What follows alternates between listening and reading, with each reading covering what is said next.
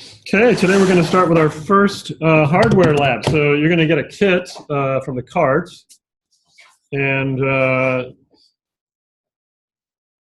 then you're going to get a laptop if you haven't had a laptop yet. And you can work with a lab partner. You don't have to have everybody doing your own lab, but if you do turn in, work as a pair, make sure both people's names are on it so I give credit. It does happen sometimes that somebody forgets to put their partner's name on it, which is not very cool, because then they don't get credit. And then they got to say, oh, I actually did it with so-and-so. And that doesn't really convince me when I hear that.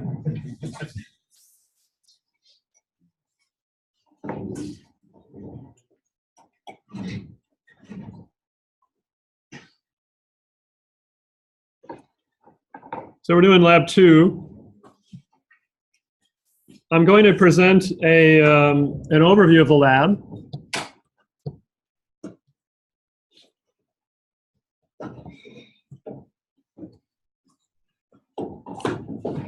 It's intended for one kit for 2 people, but there may be enough kits for everybody, but some kits may be missing some components. So you may have to double up anyway. In general, it's a good idea to work with a partner on these, just because you're going to be doing wiring. You're going to be getting into some things where it's not going to work the way you expect. And if you're all working in isolation, it'll take you longer to find the problems. So that's why it can be good to work with a partner. Yeah. Do you recommend working in a group or doing simultaneous work? You could try doing it simultaneously and then check each other. If you run into problems, you can bug each other. Yeah, feel free to do that. Is there enough kits for everybody? I don't know if we have enough for everybody. Yeah. No more than 2. Yeah. Because I don't want anybody just sitting there watching. It's a really interactive thing. You both have to be engaged, right? And just to give you a preview of some of the challenging areas. One of the most challenging areas in the feedback I got at the end of the semester last year, some people are like, I still don't know how to wire a breadboard from a schematic. After all this we did. And that's probably because they were letting their partner do it. So really be engaged. You're going to be tested on this, on whether you can actually take a schematic, the kind of circuit diagrams that we looked at yesterday, and build them on a breadboard. There's a lot of differences between the schematic and the breadboard and how you actually do that. And you have to understand all those things so that you can do it properly and get the right circuit. So this lab itself, even though it seems like it's basic, is the beginning of where some people just doesn't make sense to me. So make sure you keep probing until it does make sense, because it does make sense. It's all very rational. It's not a mystery. If you don't have a clear understanding, then that requires you to actually go deeper into where your confusion is and pull that out and clear it up, because it isn't really that hard. It just seems that way initially. So online folks are going to be able to access the entire video instructions for the lab right here. And I mean, you could play these too in the classroom if you want to. If you want to bring headphones, you can do that. But this is really to support online students. If you are doing online students, there are doing it online. There are 2 components added to the kit that were not in last year's video. You're going to be looking at last year's video, which is pretty much the same as what we're going to do this week. It's all the same that we did last year. And I will show those to you. Actually, does anyone have a kit real handy?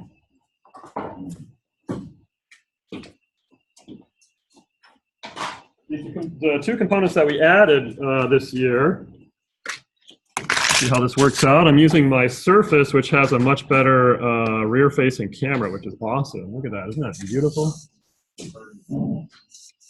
High definition, crisp. And the 2 components are fuses. And guess where this fuse belongs? Y'all know what a fuse is? A fuse is a protective device. So if you really look carefully at a fuse, and I don't know if this camera can actually zoom in and keep it clear, there's a tiny, tiny little filament that connects both ends of that fuse, and it's buried in glass. It's like a tiny little light bulb. However, if you apply too much current to it, what happens to the fuse? It blows. You blow the fuse. And one of these fuses is in your digital multimeter, which is this device. The digital multimeter has one of these in there. And I'm going to show you how to blow the fuse so that you don't do it yourself. Because you may actually have a meter right now that has a blown fuse. It may not actually measure current properly. When you blow the fuse, you can't measure current properly anymore. It just tells you it's zero all the time because the fuse is protecting the meter, the current meter aspect of it. And basically, when you put this thing on DC amps, which is here, DC milliamps, that's how you measure current in this class. We're doing really low levels of current. And if you look at the meter, it says 200 milliamps max fused. You see that on the meter? That's the maximum current you can pass through the milliamp port here on the right. Now there is a DC 10 amp, which I think is unfused. Yeah, notice it says it's unfused. That means there's no protection. So if you run like 100 amps through this thing, you'll really get this thing cooking. The whole meter will get destroyed. But the point of a fuse is that if you actually put too much current when you're measuring current, rather than damage the meter, you blow the fuse instead. Because the fuse is only maybe 50 cents or something like that. And it's a lot cheaper than this, which may be 20 bucks. So when the fuse gets blown, you have to open up the back. And it's a very shameful thing when you blow a fuse, so you don't want anybody to know. And there should be a couple screws back here that you have to open up. Yeah, oh, actually there's two right here. You see there's a screw there and a screw there. And what I thought I'd do, because this is one of these things that people just do, I want to show you what to do when you suspect that you blew the fuse. And basically, you'll know you blew the fuse when you can't measure any current anymore. It just says zero all the time. And you know you have current going. So I will do that after you guys get going. But that's this is a new component. I didn't have this last year, so you know, people blew the fuse. We don't measure current a lot because it is kind of cumbersome to do, and it is easy to blow the fuse even when you've done it a lot properly. You know, you can still mess up. So you may have a meter, like I said, that doesn't work with current, and we'll actually go over how to fix that. The other new component is appears to be missing from this kit. Uh-oh. Well, maybe we're actually have some gaps here. I might have to get back to the kits. But it was an op amp that has more pins. So you have one of these guys. This is an operational amplifier. That's an integrated circuit. Does anybody have something that looks like this, only has like maybe 8 pins on it? I mean, it has 16 pins on it. It looks like this, only it's like twice as long. Yeah, that's it. Can you bring it up here?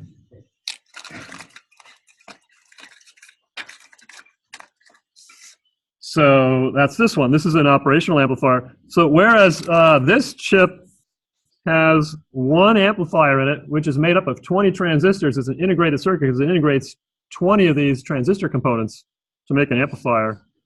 This chip has 4. It's twice as big, but they actually were able to squeeze 4 amplifiers in there. So if you're doing a project near the end of the class and you want a lot of amplifiers, and sometimes you can do some really cool things with a lot of amplifiers, you can use this chip instead. So I added that to make it easier. But before we actually start with the inventory, that was just sort of a bit of a digression. Let's go over the lab and just start at the very beginning, because you are going to be looking at each component, and I would like you to tell me if you notice something's missing right away, and especially online students too. If you're missing something in your kit, I need to know that so I can send out a replacement. But that comes later. Before we actually get going, we're going to look at some basic principles of safety. And this is the pattern basically for all the labs, by the way. There's going to be a lab handout. I am recording, right? Based on the recording, good. There's going to be a lab handout. And there's going to be a lab data sheet. And you're going to put your answers in the data sheet.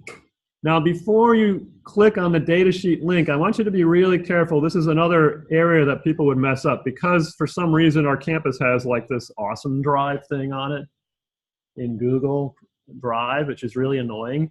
What Awesome Drive does is it tries to open up a Word document in Chrome because it thinks that it can edit Word documents just as well as it can on your machine. But if you do that, people who do that, they end up like turning in a lab data sheet that's completely uncompleted. It's blank. So I go, oh, hey, you turned in a blank data sheet. And they're like, no, I did it. But you did it like in Awesome Drive, which isn't really that awesome because it doesn't really save it. I don't know how that happens, but it doesn't save the changes or something. I don't know. So what you got to do to download it, and remember this, right-click. If you're doing this at home, you're probably not going to have this problem, but right-click, save link as. This is going to download it to your desktop. And you can put it in your downloads folder, or you can move it to your desktop somewhere, put it in your engineering, make an engineering 1 folder, whatever you want to do. At the end of the day, after you save this, and you submit it, you're going to submit it to Canvas as the record of your lab work. You should also email it to yourself when you're done, right? And you should be archiving these after you finish so that like next year when you transfer and they say, what'd you do in the circuits lab? You can pull up the labs. You don't have to say, oh, email me. Mr. Riebold, I was your student last year and the teacher really wants to know what we did. Can you dig up my work that I submitted and send it to me? You know how I love to get emails like that? It's not like, hey, how are you doing? I really enjoyed your class. Oh, they actually do say that too. But they're like, by the way, I need to know, can you give me this? And like, oh, I know why they're emailing me. So you're going to be a responsible professional someday. You might as well start now. Save your work to your own Google Drive, or email it to yourself so that you can get it later.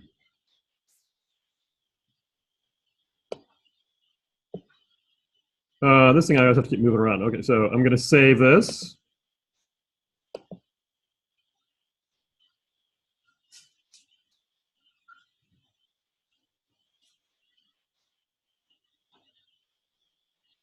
And this is the data sheet. If you're working with a partner, make sure you put both partners' names. As I said, if you only put your own name, your partner's going to get shafted when you just turn it in for you. You're also welcome, both partners are welcome to turn in the data sheet themselves. That's another way you can get it later because you will have a copy on Canvas that you can get to before the class ends and download it yourself. And put the date. You know what I also like, and I should do this, I should change this data sheet. I think I'll do that. For every data sheet, you should put like your kit number so that if there is a weird thing, you can make a note of it and I can track it down later.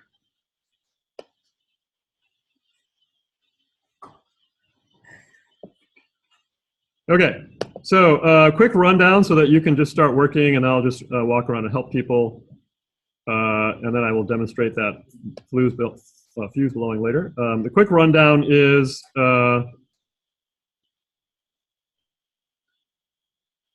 I guess I do say to,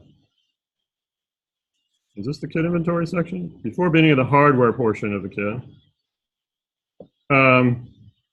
I guess I did. So we'll start with the inventory. That's cool, but don't just do it just yet. Let me just complete the whole overview. Then there's a section on electrical safety. And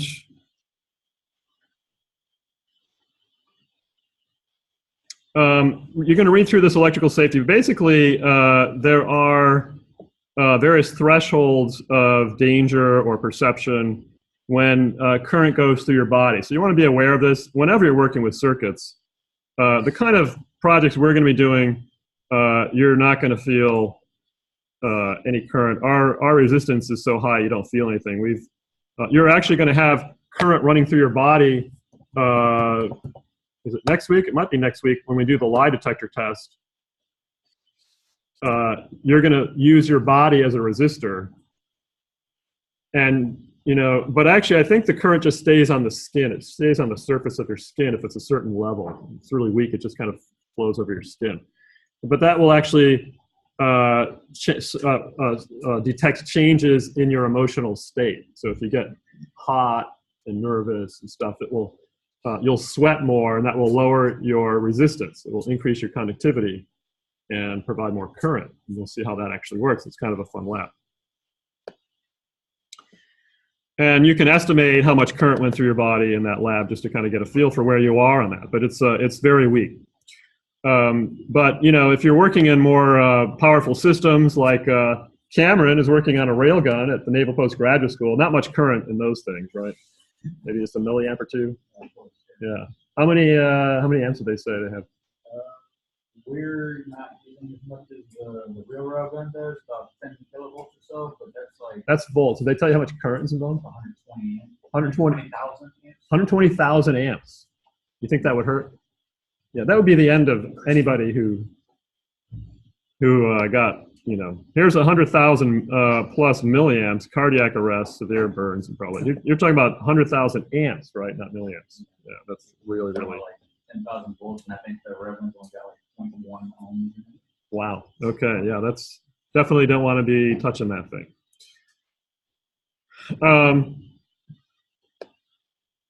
Yeah, anyway, so read through this. There's a list of rules and then a quiz you have to do on the data sheet just to do that. We're also going to look at resistor color codes. This is how you tell what resistance you're looking at.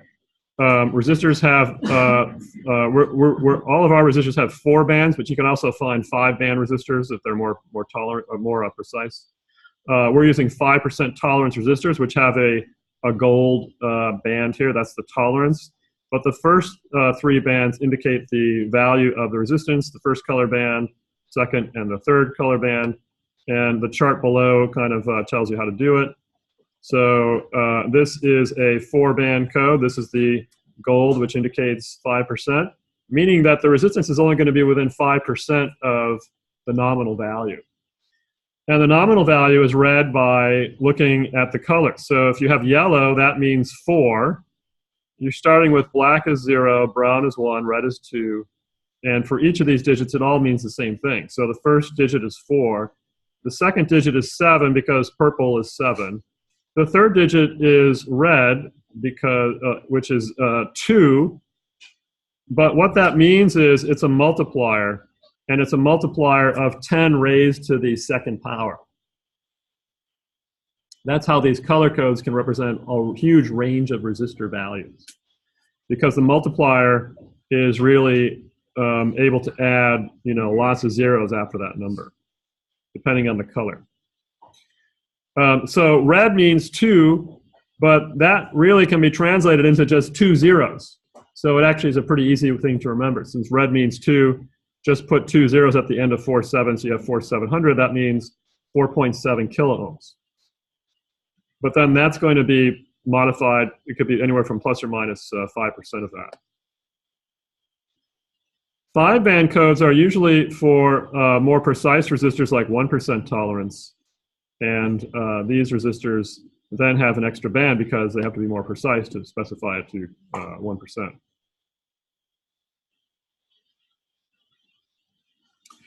Many of your kits have a little card in them, which you can refer to and kind of keep handy. I've tried to get a bunch of these from the Made Center, and anybody who's working in the Made Center, Savneet, I think you're working there, right?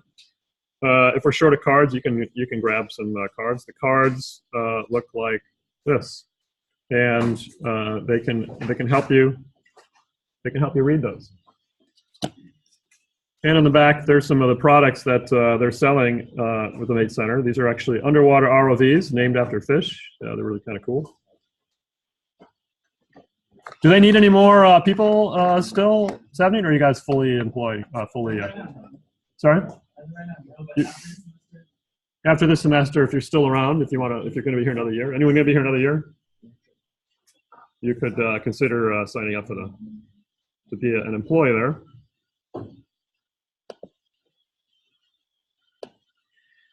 So you're going to learn about the resistor color codes, and then you're going to learn about breadboarding. Remember what I said? What was the hardest thing?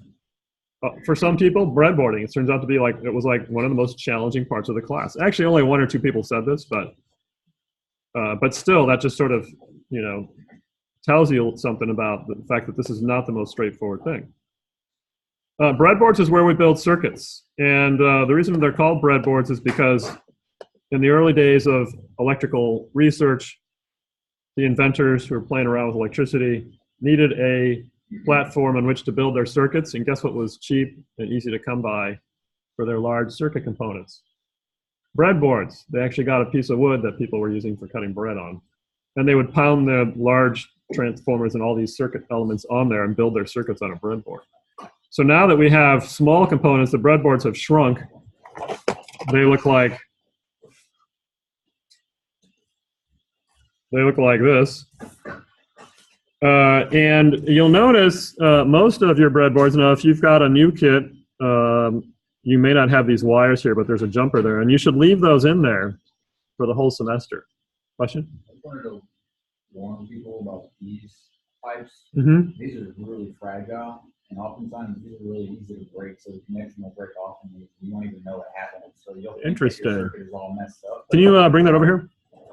So Cameron is pointing out we have these jumper wires, and he says these are really fragile. They're actually quite convenient because they have a really flexible wire, and you can poke them in the holes really easily. But he said sometimes they actually malfunction. I wasn't aware of that. Yeah, the metal pin's not connected on the very sturdily. Yeah. So it'll break off. Sometimes they'll break off, yeah. But you've got 10 of these things in your kit. And if you're worried about that, you can use these wires, which are more reliable. These wires are pre-cut, and they're breadboard size. You might have a piece of tape on them to keep them from opening up inadvertently. And these are the wires you'll use. Now, some people often ask, does the color mean anything? The color matters for resistors. Does it matter for the wires? Are the wires color-coded in some significant way? Yeah, they're only color-coded so that you can tell the wires apart on a breadboard that has a lot of wires on it. It would be really hard to read a breadboard if all your wires were green. And yet somehow, for some reason, when I do a quiz online and people have to wire up a breadboard, they put all their wires green. And that makes it really hard for me to know if they got it right. I just have to look at the meters on there to see if they got it right. But it's really hard to debug when all your wires are green. So I'm not going to allow you to just do green wires anymore on the quiz. You have to change the color as you would in real life.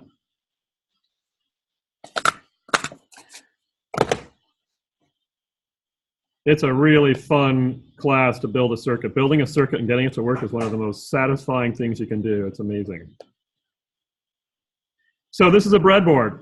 You looked at a breadboard. It looks like this on the surface. There's a lot of holes in a certain pattern. And one thing to be aware of, and this is something you should always remember, pretend you have X-ray vision and you can see through that plastic shell. What you will see are the metal clips that lie right underneath that plastic, and these metal clips are connecting the pins in this way.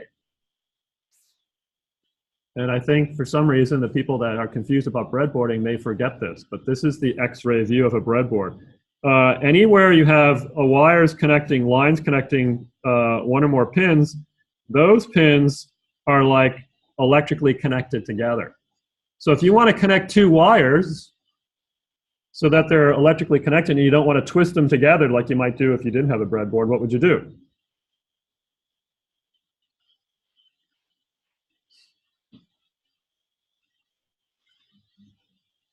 How would a breadboard help you with all these connected holes here? How would a breadboard help you connect 2 wires together? Put them in the same row where all those pins are connected, and when you plug in 2 wires into the same row, because those pins are connected, those wires are now connected, and you can have electrical path through those 2 wires. Yeah, that's how breadboards work.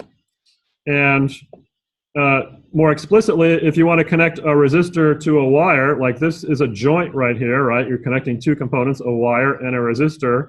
You put them in the same row. and now they're connected. Okay?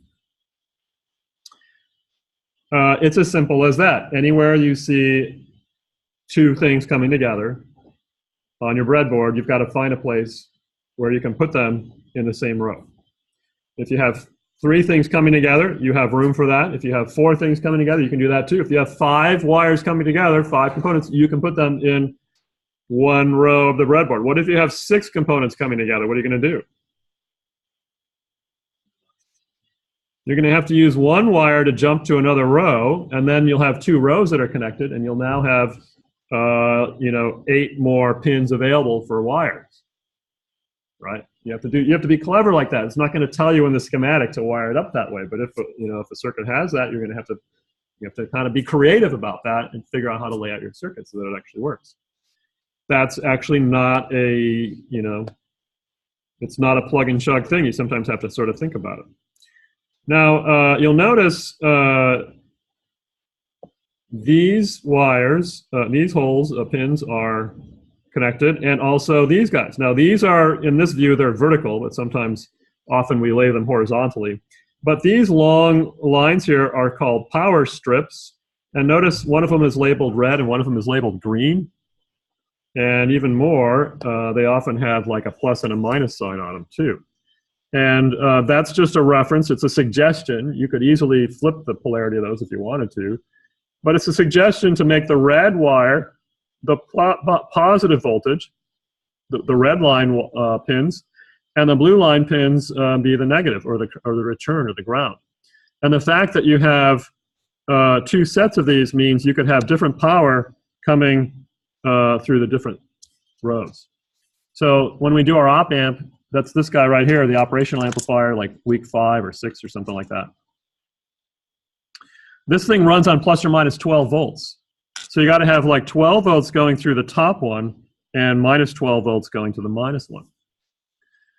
But that's all later. You'll also notice these jumper wires I mentioned before, and this is something that people can kind of be confused by when they are looking at these things. These are the power strips, and basically all these pins are connected to ground. Now I didn't really say this on the handout, which is why people sometimes miss this, but if you actually look carefully at this breadboard, if you pull this out, you could kind of see this better, although you don't have to pull it out, you can just look up here.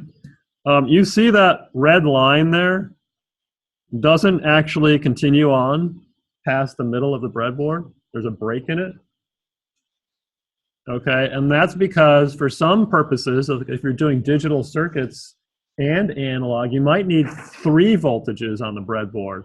So that allows you to have, like, say, plus 12 on this side and maybe plus 5 on this side, and they're not going to actually interfere with each other because there's a split right there. These are not, there's no connection across the middle of the breadboard on these power lines, power strips. But since we're only ever going to use, at most, 2 different voltages, we don't need to worry about that. And it's very annoying when you have power going to this part of your breadboard and you've got your circuit connecting to this wire and there's a gap here because you're not going to get any power to your circuit. You're going to wonder why it's not working. So this will keep you from having that problem. Just connect these with a short jumper wire from the kit that I just showed you, the wire kit. Now, the other thing is putting these things in is also not the most straightforward. Putting a wire into a breadboard, you got to be, like, some people, they're kind of timid and they'll just go like that, you know, and they'll say, oh, it's connected. It's standing in the hole, but it's actually standing at the top of the hole. And in order to make a really good connection, you got to poke that wire into the clip. There's a metal clip that's got, like, jaws that are waiting for it. So you actually have to poke it in until basically all of the wire, almost all the way up to the insulation, disappears. That's a good connection. Same thing with resistors and things. You want to poke them so that they actually go in a certain distance, you'll notice. Boom, right? It goes in about 1/4 of an inch or more until it hits the bottom. It hits the bottom and it stops. It ain't going to go any farther. You can definitely see that. It isn't going to go any farther past that. If you push harder, it might actually fold and kind of slide under things. So don't do that, right? Don't push too hard. but just push until you feel that it goes in there. And sometimes people jam in large components into these pins, and so they stretch out the clip, and then they don't actually make good contact anymore. You'll find that sometimes. These are all real-world problems when you're working with circuits. You got to be aware of these things happening, possibility of them happening anyway.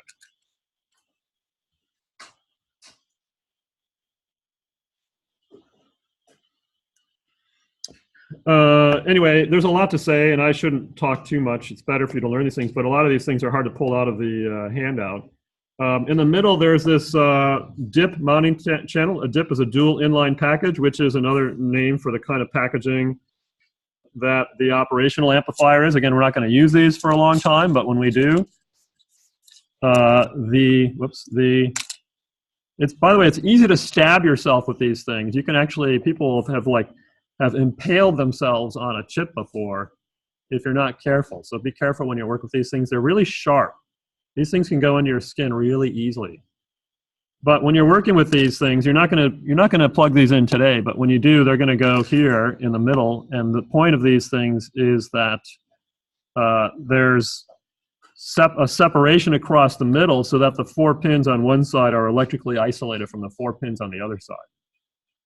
Because if that wasn't true, if you plugged them in here, you'd be like here, you'd be connecting them all, you know, the first pin here, the first pin there would be connected. That wouldn't work if you did it that way. So you have to have them separate. That's why they have a big channel there.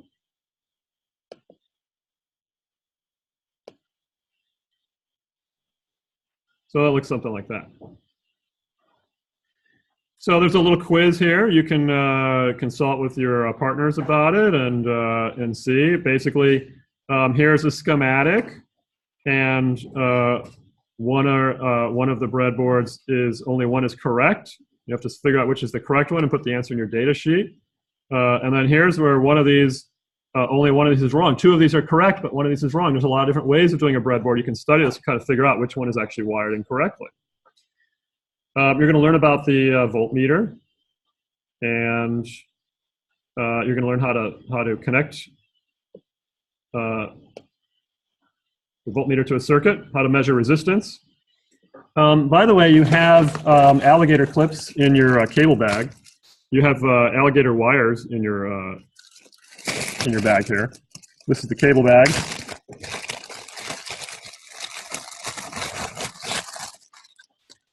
I'm just talking too long. But the probes that come with the meter are these guys, which have just points on them. And these are not too practical for this class because you have to hold them in place. These are actually good if you're trying to measure the voltage of your car battery. You just like poke these things on the terminals of your car battery and you read it. But usually we want to actually hook up the meter and just let it sit on the circuit for a while. And so we have these guys.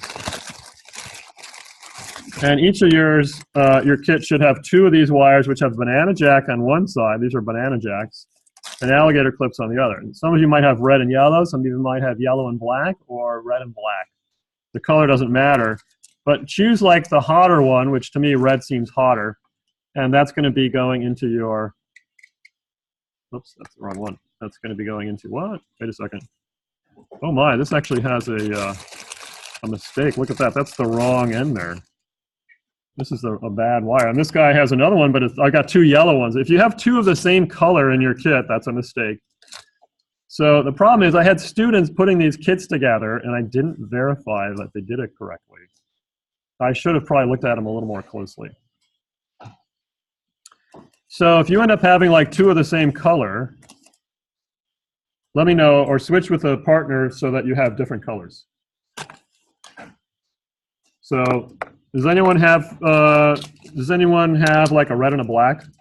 Want to trade me a yellow for a red?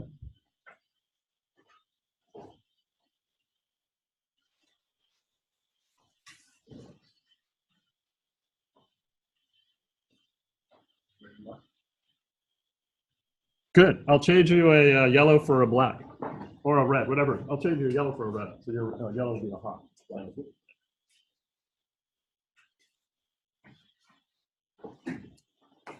So since I have red and yellow, I think red sort of is hotter, red hot, right? I'm going to put that. Oh, I know what happened. Oh my gosh, look at this. Things fall apart, huh? So the meter, the banana part of the plug actually got stuck in the meter. Look at that. So mine was actually okay.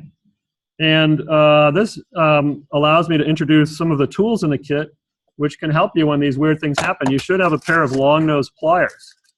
And sometimes the long-nose pliers are really good for inserting components, like you can grab a resistor and kind of poke it in better. There's a knack to inserting like things like resistors in here. If you poke them in with your hands really far away, the wire will often buckle, and then you get a big bend in there, which kind of makes it weaker. So if you hold it kind of close, that's going to allow you to get it in better without buckling. Or you can use pliers too, and just kind of hold it with pliers and poke it in the hole that way. But these pliers can help you remove things that get stuck in your meter, like this thing, because they have little narrow jaws, and you can grab something and pull it out. Look at that. So that's broke, I guess. Probably just have to throw that one away. But I have lots of these, actually, so if you have the wrong colors or whatever, just let me know. Yeah, I'll just toss this guy.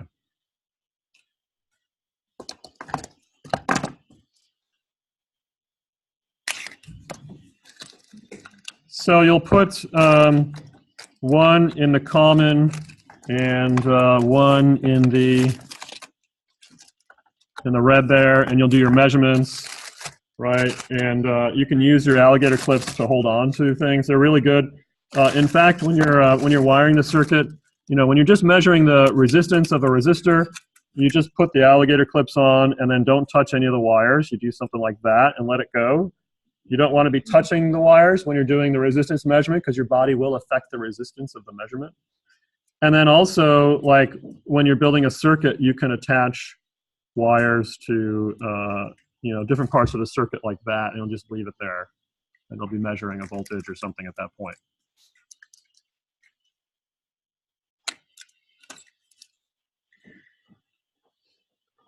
Lots to go over. When you want to bring power into the breadboard, you're going to use these adapters here.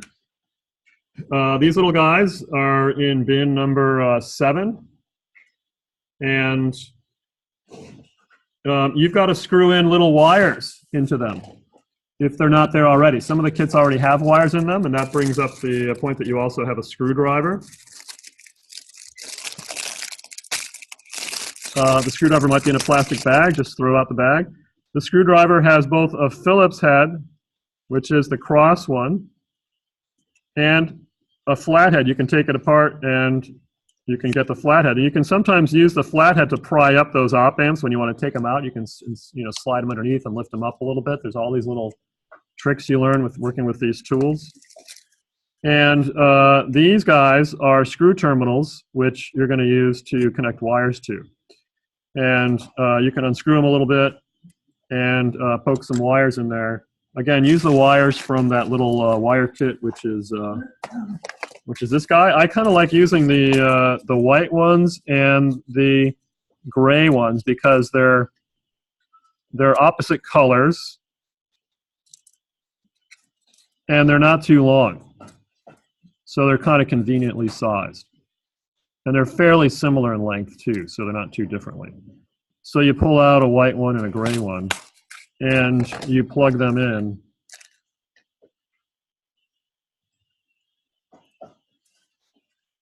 You slide them into the terminal block, and then you tighten it down really tight so it becomes tight in there. And you're going to put the gray one in the one that's marked minus. You see how there's a minus and a plus? Right there it says minus. And right there it says plus. So when you plug this into a power supply,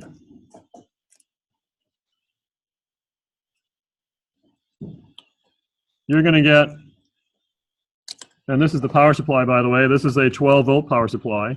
You plug this into your power, and you're going to get 12 volts out of here. And you plug this in here. And when you plug this into a wall, if you actually have power, this red LED will light up. If you're not connected, like your table might not be connected, then you won't see any red LED there. But when that red LED is on, then that means you're going to have 12 volts on the white wire and ground on the gray wire, or ground being the reference node. And what you'll do is you'll just plug the gray wire into the blue line and the white wire into the red line. They might not be above each other because the white one is a little bit longer than the gray one. And that becomes your connection to get power to the breadboard. Got a lot of junk in the way here. Okay, those are the kinds of things you'll be doing in the lab every week when we work with hardware. What I recommend is when the lab is finished, just leave these wires in there. Don't take the wires out because you're going to need to put them in again next week. So when you're finished, you can just kind of jam them into the bin like this and let the wires bend a little bit if necessary. Or maybe just put them in another bin. Like you could put them in here, you know, once they have the wires on. That's not a big deal because you're always going to use one of these things when you do this. And make sure they're connected well.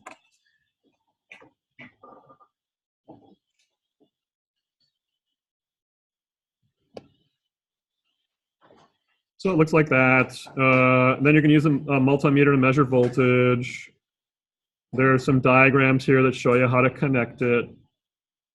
So I'm not going to show you that. But one of the things to know is that when you measure voltage, you measure a voltage across something because you're sensing the voltage at, say, this node relative to this node. When you measure current, this is the one where you could potentially damage well, you're not going to damage the meter, but you could blow the fuse if you do it wrong. And after you get through all the inventory and get to this point, I will have a demonstration set up where I'll show you how to blow the fuse so that you don't do it yourself. I may interrupt you wherever you are and just I'll get your attention. But doing a parallel connection like this, you're measuring, you know, you might think, well, it's sort of a series connection because the current is going through the meter and out, which is what happens when you measure current, but you don't have a resistor to control the current, and the ammeter is another name for the current meter. It's measuring amps, so it's an ammeter. It has a resistance of close to 0 ohms. So that means it's going to let a lot of current flow through. It's not going to stop current. So if you put that across 12 volts, you're going to get a lot of current, way more than whatever the max is. What was it, 200 milliamps? So when you go over 200 milliamps, the fuse blows, and then it doesn't have any current. Then it becomes an open circuit. So that's how it protects the meter. When you connect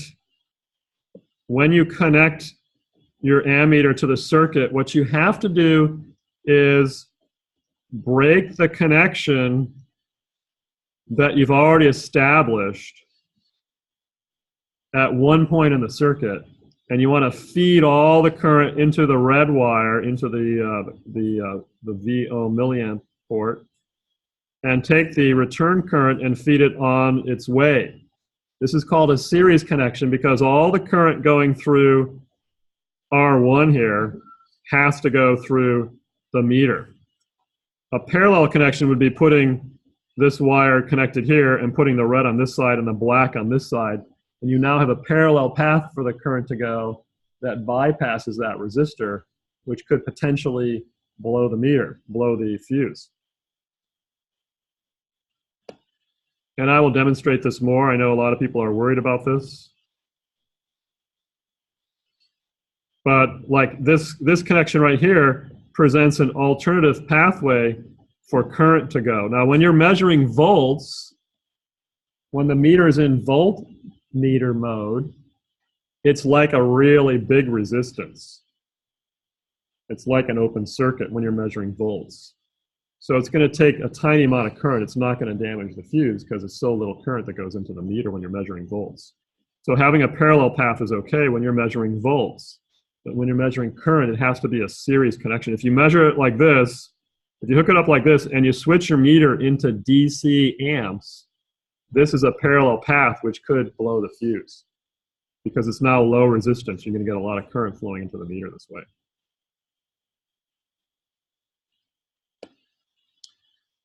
This is one of those things I was thinking about before the class started, is we should do this on a simulator first. There's this great online simulator. I'll be showing you circuit simulation, I think, next week or the week after. And if you haven't mastered this yet, we'll have more practice on measuring current properly.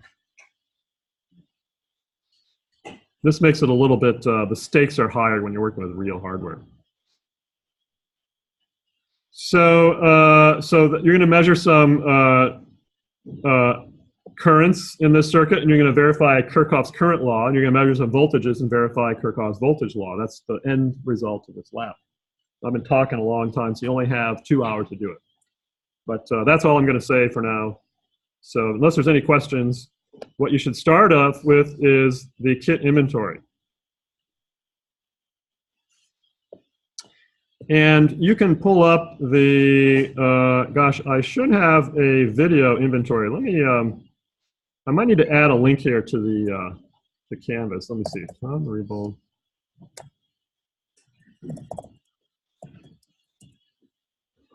I think there is a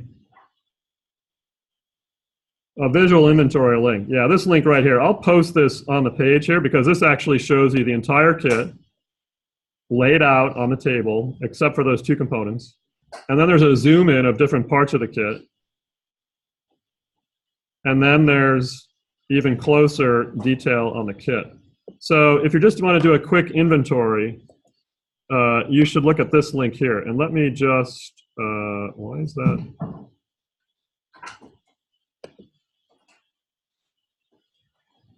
Am I somehow not logged in? Let's see. Oh, I guess I'm not logged in. Weird.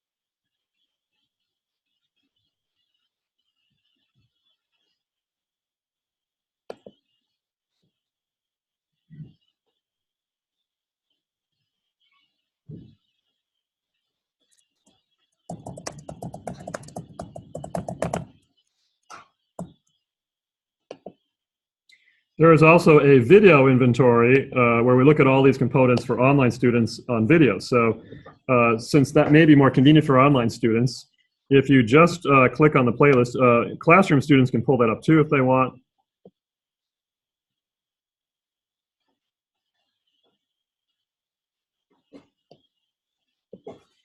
If you click on this link, you're going to go to a whole playlist for the lab for online students. And this playlist has a whole video on the inventory, 10 minutes, kind of going through each part, explaining it, and yeah, how to read color bands, how to do breadboarding, ohmmeter, and all that stuff. So each part is expressed individually for online students to follow, and that will get them through without a whole lot of grief. Okay, so I'm going to let you go. If you have any questions, call me over. And I will be bringing my Surface so that I can film when you have a internet problem. I'm going to just, you know, if you don't mind, I know people did. Is anybody here that didn't fill out the form? You guys were all very generous in allowing me to video you during the problem-solving session. If you have an issue with that, let me know. I have the signed ones. Maybe I'll hand it off to people who haven't signed it yet, so you can sign it as well. But I'm aware of that some people don't. I'm not going to film your face, but I would like to kind of film your circuit, and I'll be explaining why the things aren't working the way they are. Then online students can watch that and get some knowledge of that too, if they choose.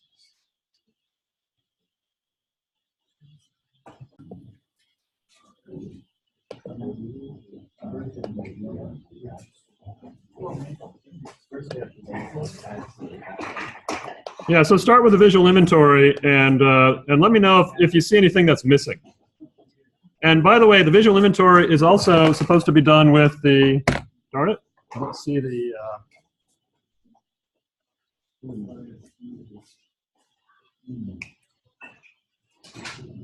think these are the old,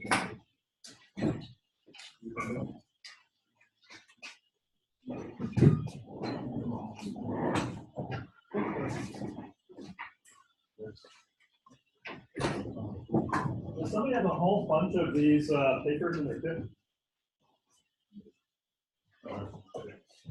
Thank you.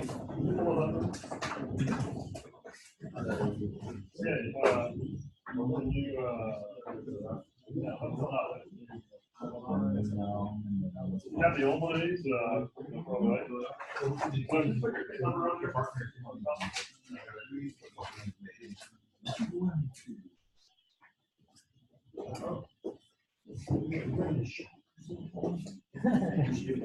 So if you have an old one of these, please throw that away. And then this is the new one.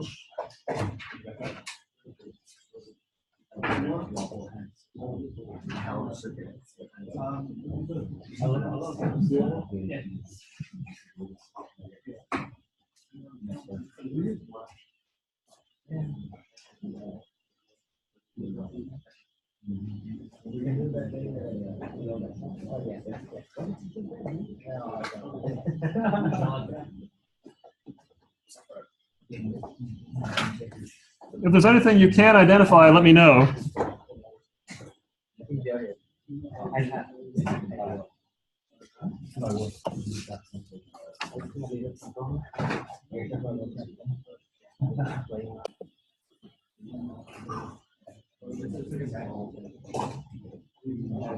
So there's, wait a second.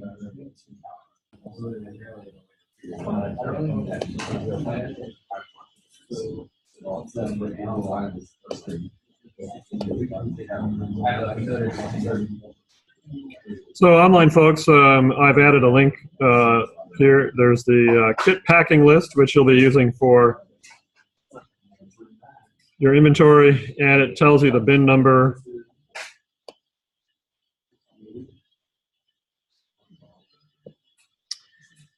And so anyone who has a missing, so Matthew, what kit number are you using? 28.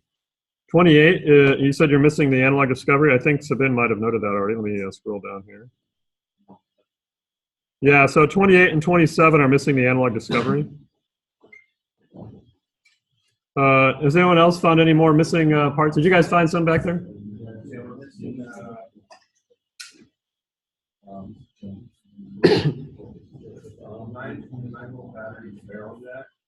Okay, those are optional, so.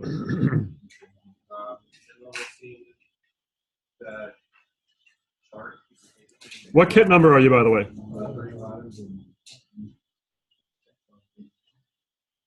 I'm just verifying. Yep, that's correct. We have that down. And what else are you missing?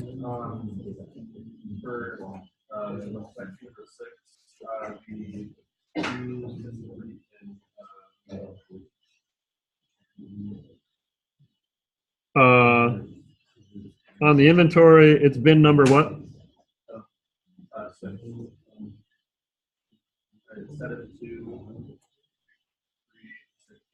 2 to 3 6-pin double-sided male headers.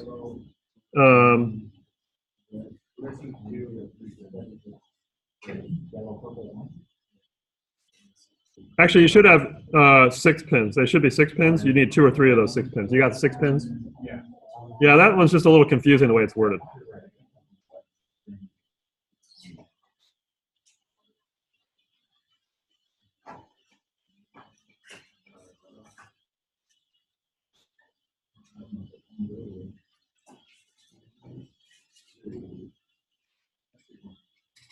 Anyone else missing anything?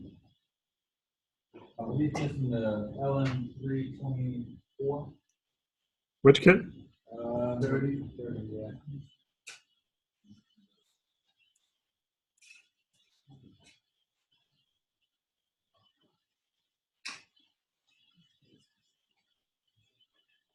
What bin is that in again?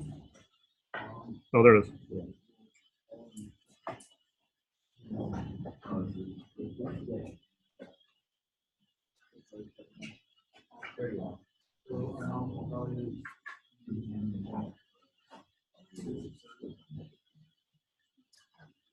$31 is missing one LED and the Arduino bag.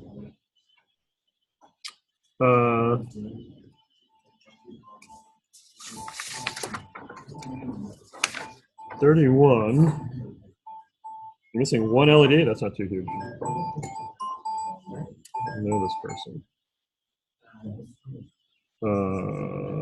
31.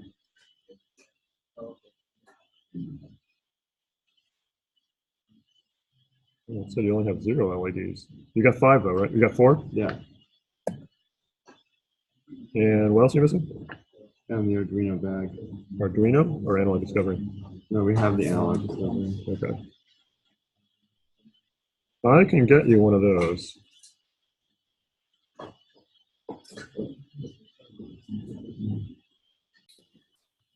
So we have one group that already reported, who was it, Matthew, you did have this from?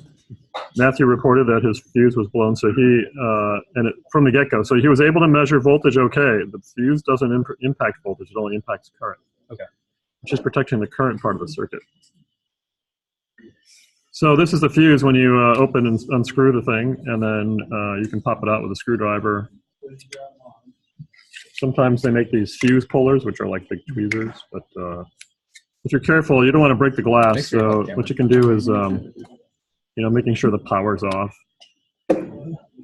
You would then be able to like pry the fuse out, or this way, probably this way.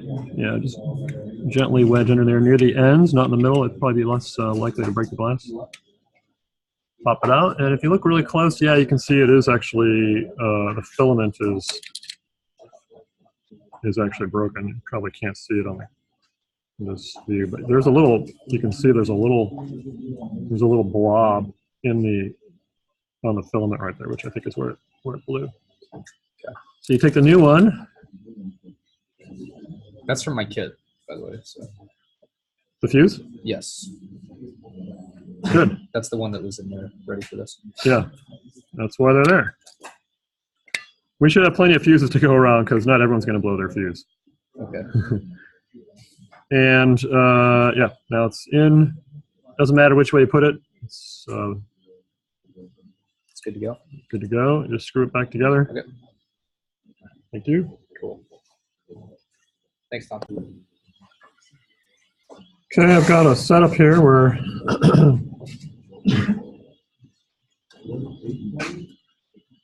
we're measuring voltage across 2 resistors in series. This is like the measuring voltage section.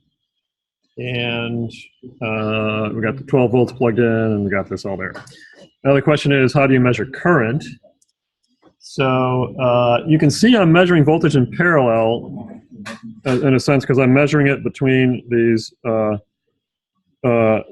nodes of this resistor. So it's dropping 3.9 volts across the 220 ohm resistor, and then I can move the ground. Yellow's going to common, right, and red's going to volts.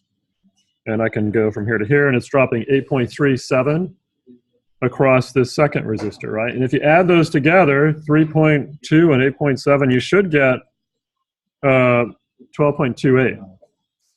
Is it 3.2 or 3.9? Yeah, 3.9.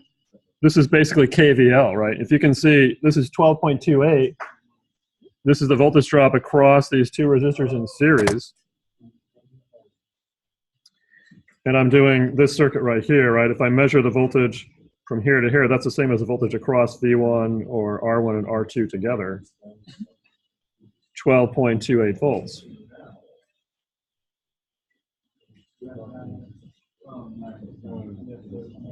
So that's measuring voltage.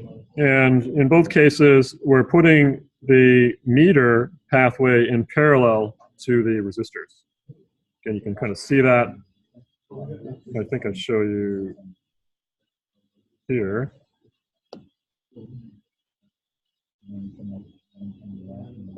These are in parallel to this resistor. So it's a parallel pathway. Current can go into the meter and out the meter, or it could go through R1. So when you have these parallel options here, where current can either go into the red and then out the black this way, or it can go through the resistor, that's what you do for voltage. Now to measure current, you got to do series. And as an example, I'll show you, I don't have it in the handout, but I'll show you how you would do a series measurement of the current going through this loop R1 and R2.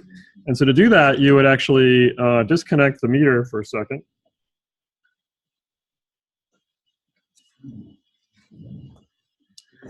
And you put a break somewhere in the path of the current. So the current's going, through the white wire, from the source, plus 12 to the white wire, through the resistor, through the second resistor to ground. And, current is flowing through the circuit this way. Now, if we break that pathway by lifting, say, this resistor out, then we can insert the meter in series.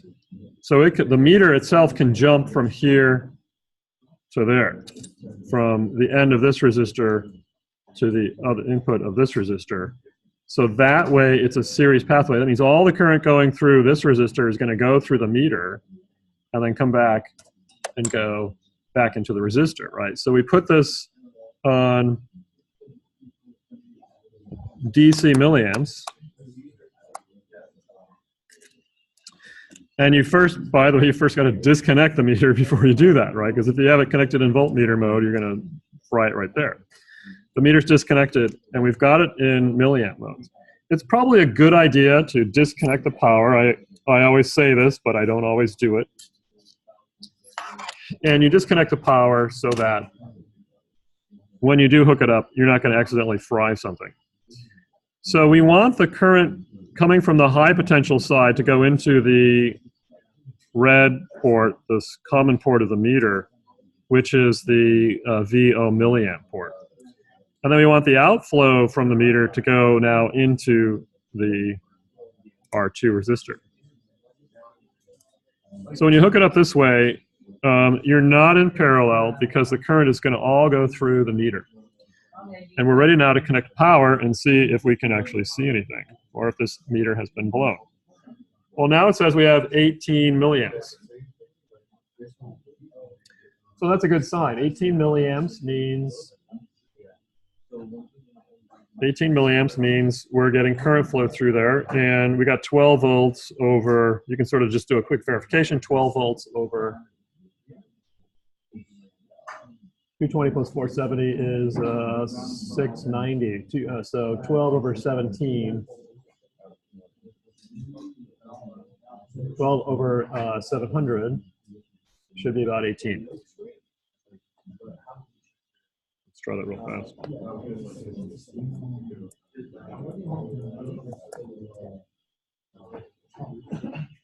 Yeah, 17 milliamps. So that's really close. Actually, 690. I had to measure those resistors, and by the way, it's 12.3. It's a little bit bigger than 12. 17.8, that's close enough to 18.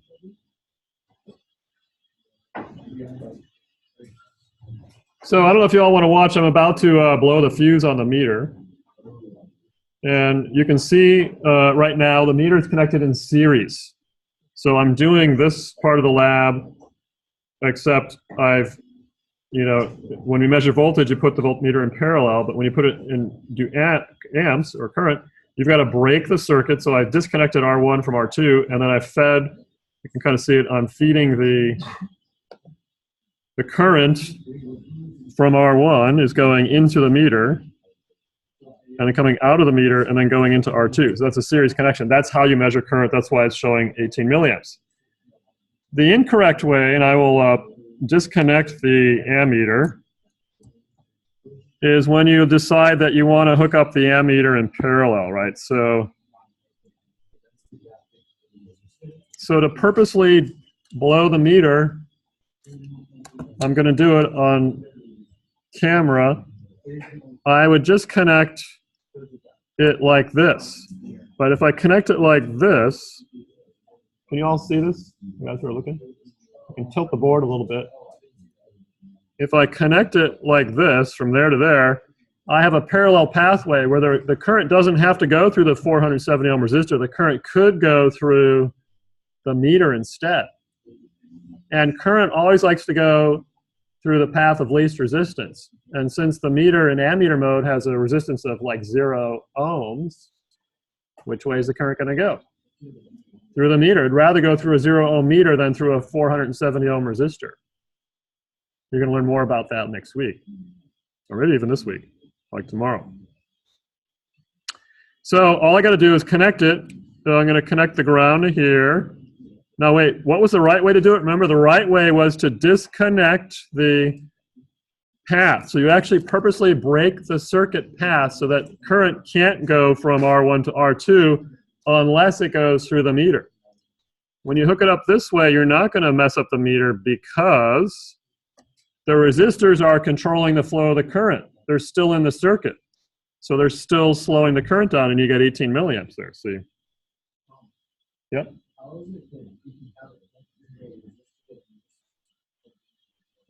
How do I have it connected to the resistor and the resistor is not plugged into the board? I have to disconnect the resistor, and I'm using the alligator clips to connect the resistor to the resistor, right? So again, look really carefully, and it is kind of hard to see because these things get busy really fast. But here's the flow of current.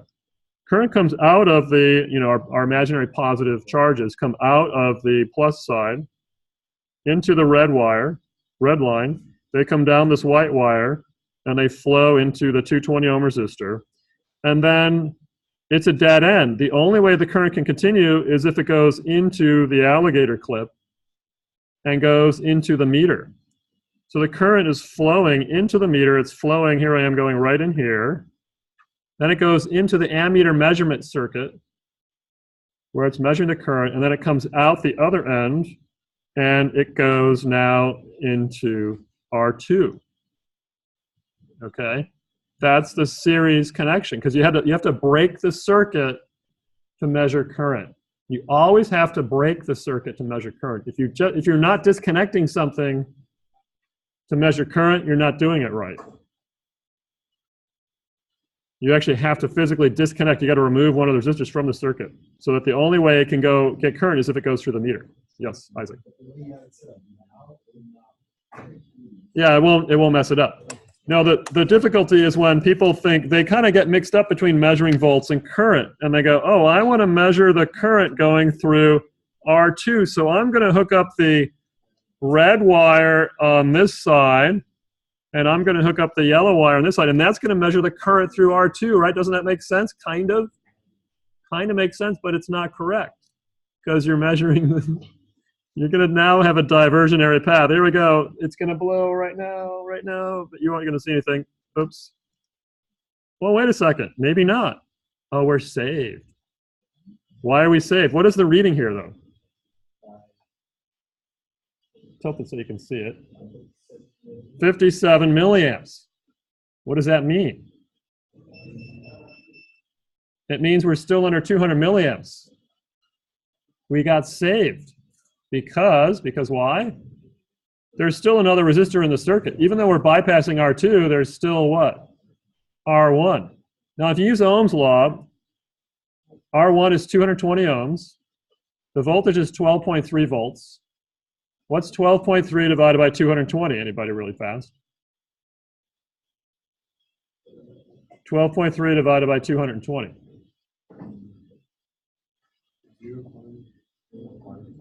0.0559. That's 55.9 milliamps. I'm reading 57.8 milliamps. You see what happened is we shorted out R2, so R2 is not actually, it's not affecting the resistance anymore. Because the current is all going through the meter, the 470 ohm is not included in the calculation. It's not affecting the circuit anymore because it's being shorted out. These are something we're going to explore over and over again.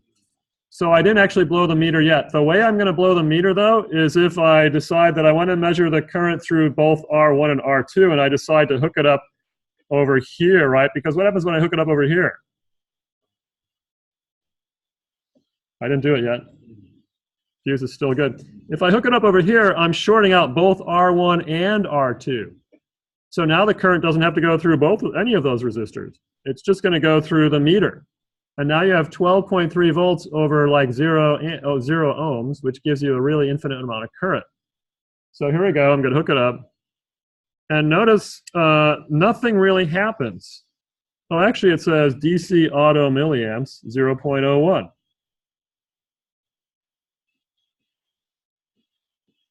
.01 milliamps is not very much current. In fact, that's pretty much zero.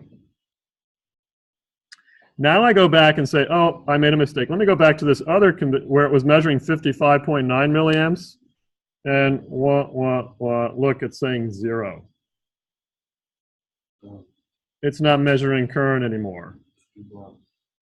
Yeah, and even if I go back and do it the right way, I disconnect this. This is how I'm supposed to have done it. I'm supposed to disconnect. Remember, you guys, disconnect something to make a current measurement. So that the current has to go in series through the meter. And it still says 0.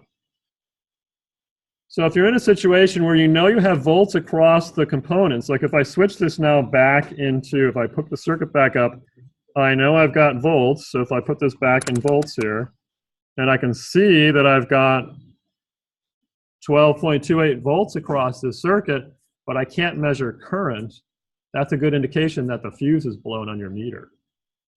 If the current's always coming out of 0, even though you know there's voltage across the components. Why would you be able to measure voltage but not current? Different part of the circuit. Because voltage doesn't require current. I mean, you can have, like if you hook up your voltmeter to a battery, remember the voltmeter is like a high resistance thing too. You can measure the voltage of your battery without drawing any current from it. Voltage is just measuring the change in energy from one point in the circuit to another, but you don't have to have current flowing to measure that change in energy. It is one of those weird things. So when this happens, you have to change the fuse. And this is the one that Matthew brought me already, so this one's blown. So I have another fuse in my kit though, right here. And let's just turn off the power.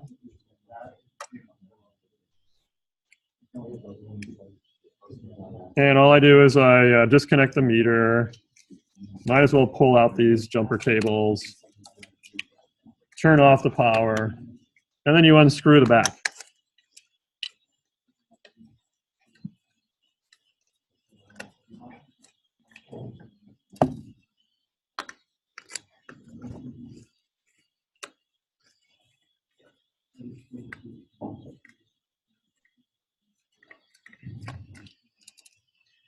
And you should be able to pop off the back, exposing the fuse. Here's the fuse right here. And it's kind of hard to see it, but there is a little filament in there, and it is broken.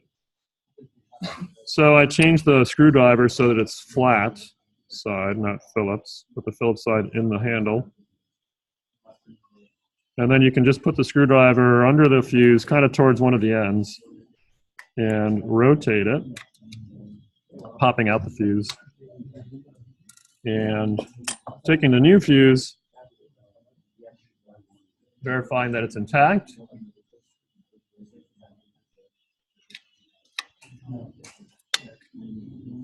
Plug that in.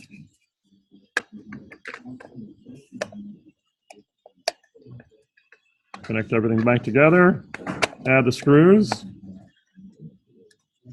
And then verify that it's still working. I'll pause while I put the screws back in.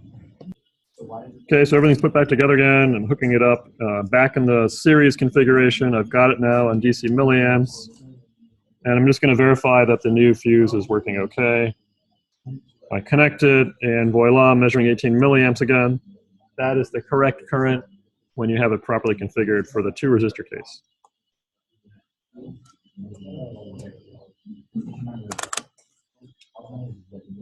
So that's the fun part about working with circuits. Continue recording. So we had some folks here that were working on, what is it, part 7 or 8 or something? Yeah, a lot of parts of this lab. And they are doing the Kirchhoff's current law measurement. Leading the table with current measurements right there, right? And they got, when they did this, they got that I1 was 22.5, I2 was 17.67, and I3 was 10, what was that say, 10? Yeah, 10. 10.05. And if you notice, they don't add up, because I2 plus I3 is supposed to equal I1. According to Kirchhoff's current law, it looks like they got a violation somewhere. What happened? Well, there was an issue. We just kind of talked it over. And so this is showing the correct way to measure the current through the 10K resistor, which is R3. The way they were doing it was so what's happening, and just to kind of zoom in here, and this is sort of hard to visualize, but if I kind of turn this like out slightly a little bit, you can see. So you can see the resistors are coming, from the plus 12. You got the yellow wire taking into the 220. And then I had them spread it out a little bit with a jumper wire to make it a little bit easier to see things. And then the current then splits and goes through both of these resistors. And right now, the current going through R3 has to go through the meter in series, which is what we're talking about, measuring current, and then come out, and then it connects back to this node, which is also connected to the return to ground right there, right? You can kind of see that. So that gives you the correct measurement. What they had done, which is actually very common for people, is they had pulled, now let me ask you this, you had lifted this wire up, right? So this resistor was out. Yeah. This 1K resistor was disconnected. But what they had done is they had actually lifted out also the yellow wire. And by lifting it out, that made it easier for them to connect to. The yellow wire was something like that, right? Yeah.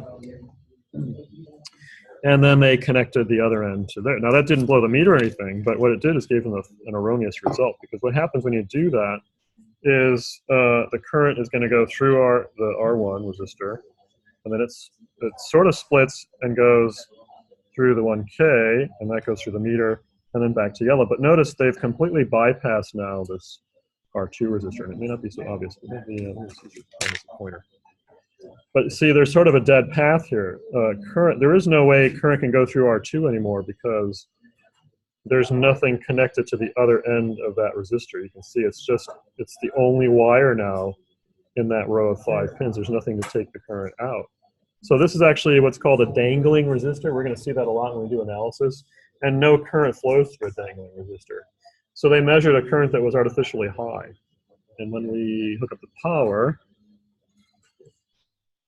it came in as 10 milliamps. Is that how we got it? Yeah, but when we hooked it up the right way, we got 7 milliamps, right? Which then is closer, and probably your I2 was also. I think when we did the I2, we did the same thing. The same thing, so you got to do both of those. Yeah. So those are the kind of things, very subtle. Hopefully that was captured for online folks. Thank you.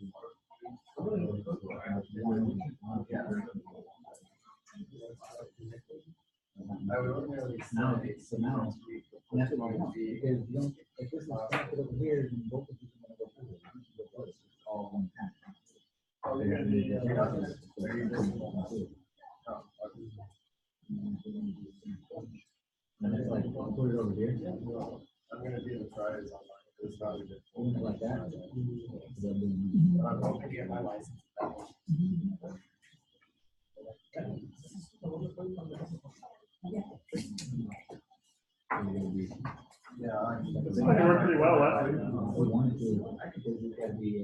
I just bring my service. It works so much better.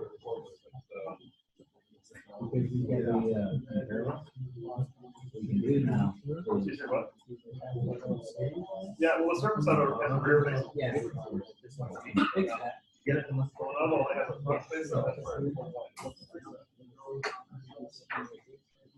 If you want to, you can get a wire. You make it right here. Just need to wrap it around. Yeah. Because that's my system. We'll put it in earlier.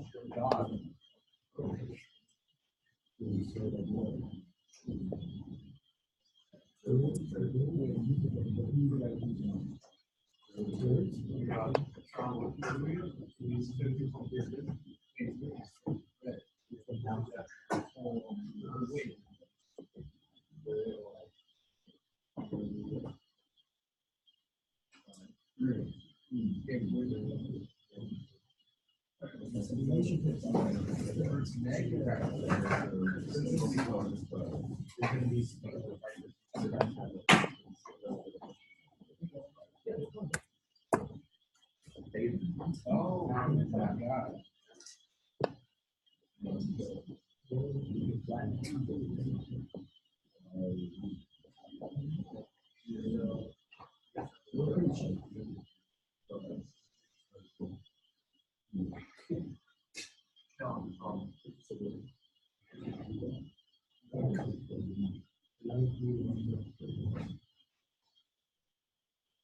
You want to be careful about them. I mean, that was a big idea. All the way down.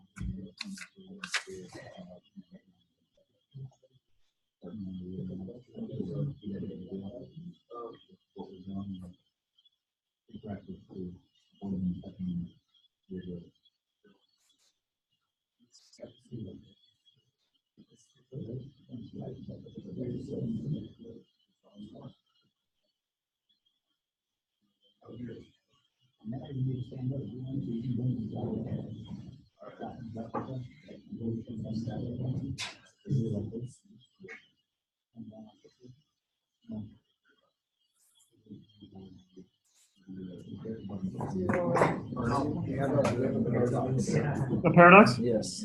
You have a question? Yes. On one computer screen, the resistor has an orange band. On the other screen, it has a red band. What screen? Because David's using his personal computer, and Matt's using the class computer. Yeah. And it's a different color because the screen is like different. Which one are you? What are you looking at? One of the problems from the left? Yeah, from the what is it? The worksheet, or what is it? What it's called? The data sheet? Data sheet.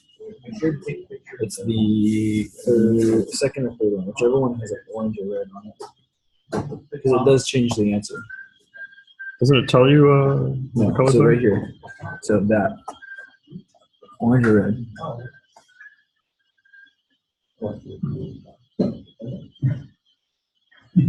Looks pretty orange on the Dells, but then it looks kind of red on David.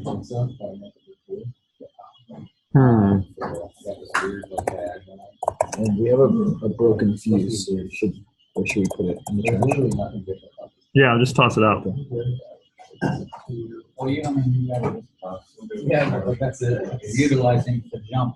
Yeah, it's where so if you want to make No. it weird, just take this guy and move It is kind of an orangey red. You're right. I could do that? I don't know.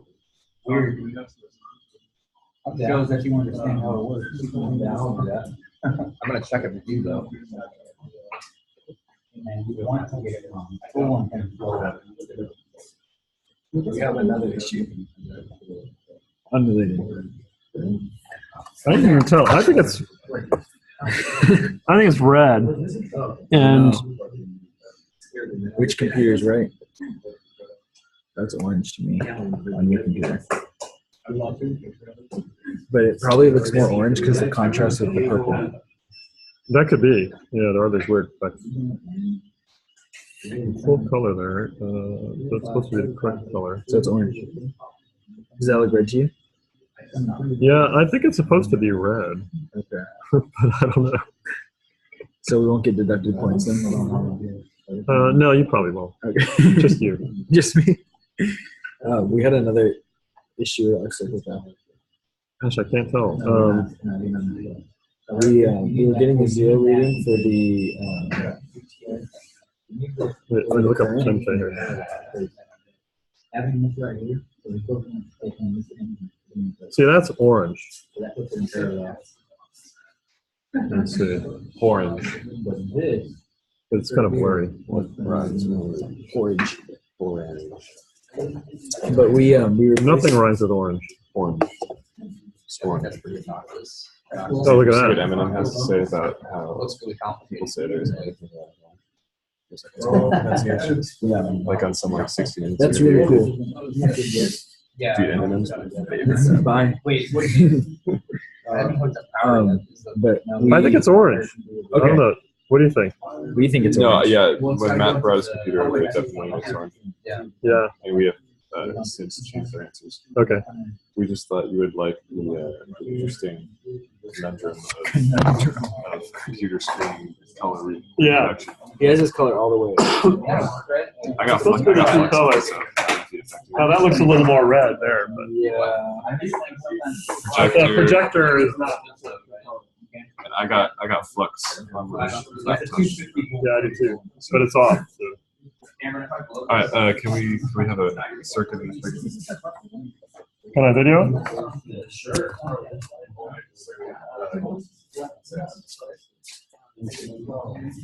Oh, I'm recording now. Okay.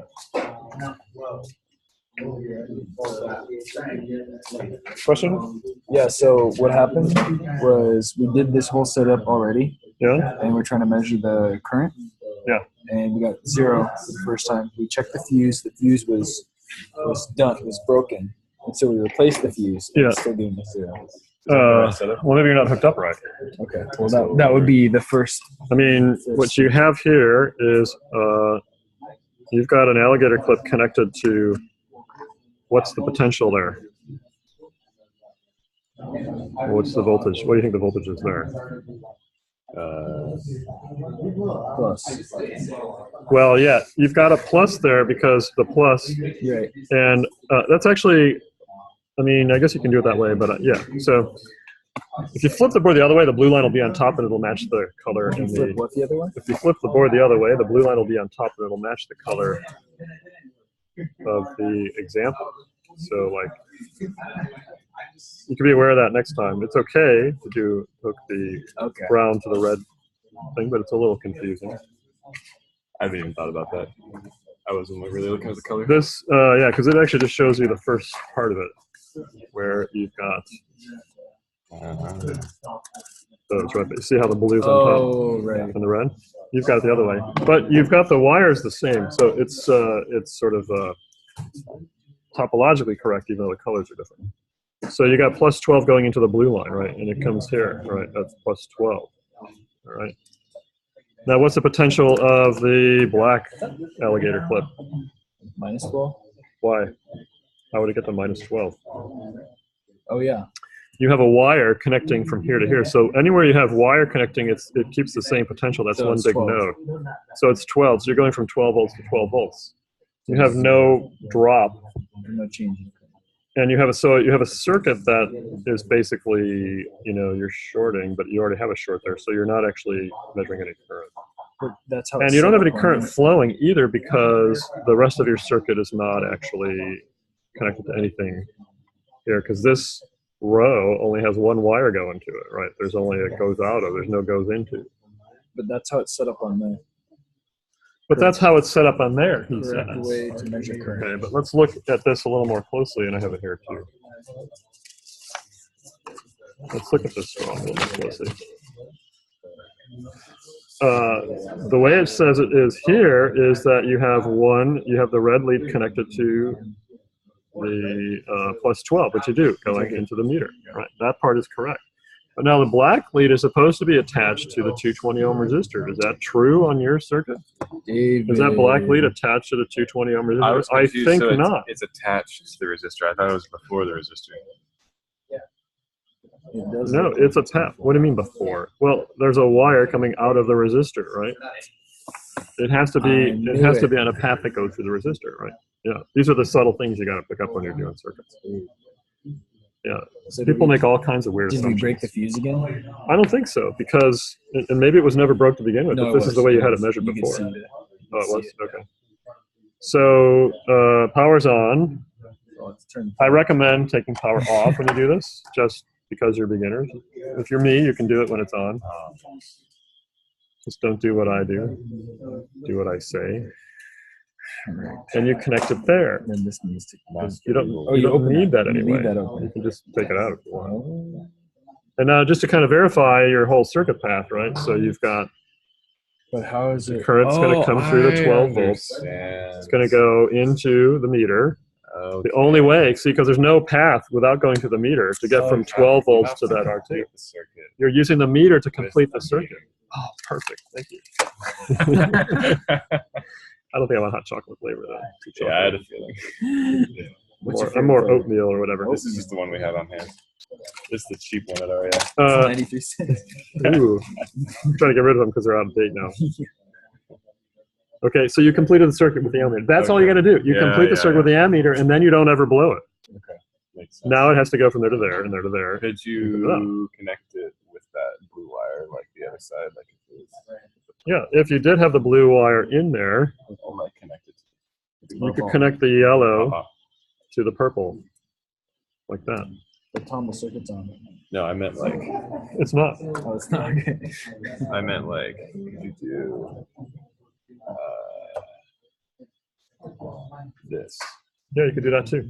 Okay. Yeah, that's also legal. And now you plug it in. You're on ammeter. Here's the moment of truth. 22.5. That is correct. So you have a successful measure. Hurrah. Hallelujah. Yeah.